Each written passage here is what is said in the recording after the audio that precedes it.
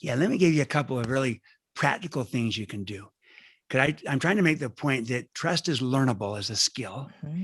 and we build it through our credibility Mm-hmm. and our behavior. So let me give you a practical thing you can do on credibility and one on behavior. So on credibility, I've talked about our character and our intent. Here's a great way to accelerate the building of trust as a leader, as an individual. Always declare your intent. Mm-hmm.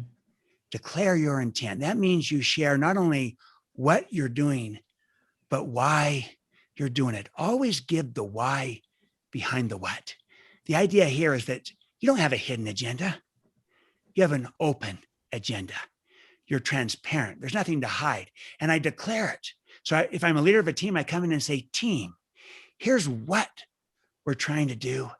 Here's why we're trying to do it. And I'm being open. I'm being vulnerable. And like Brene Brown says, the very act of being vulnerable invites people to reciprocate and to reciprocate trust back too. They trust me because they realize I'm real. I'm authentic. I'm not trying to be someone else Right. or someone different than I say. I'm open. I'm transparent. I declare my intent. And even more than that, as Doug Conant said, I mentioned him, I declare myself. Here's not only my agenda, here's who I am. So I try to take the mystery out of the relationship. And then the reciprocal behavior, practice that goes along with that, declare your intent.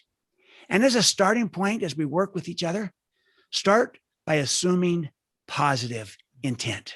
I learned that from Indra Nooyi, one of the great leaders I've ever known. She just retired as CEO of PepsiCo. And she was asked, what's the single greatest learning of your life?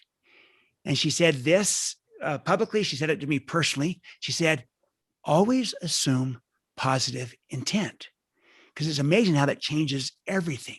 So what if you just take those two twin best practices of always declaring your intent and assuming positive intent in any relationship, any team, any organization, at least as a starting point?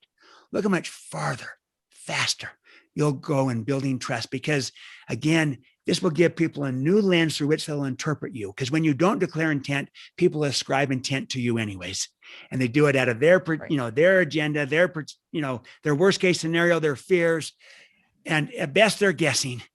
Our rule, no guessing. Declare your intent, assume positive intent.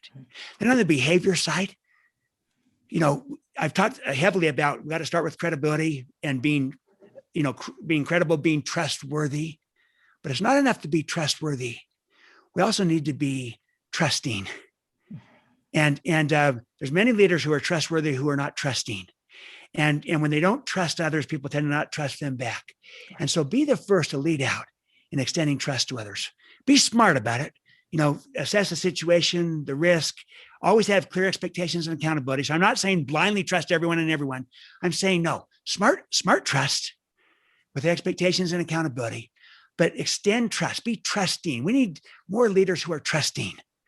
Right. And it's not enough just to be trustworthy. We've got to be trusting as leaders. And you watch, it will come back to you, and people will rise to the occasion. They'll perform better, and they will be inspired. And that brings us back to inspiration. Inspiration.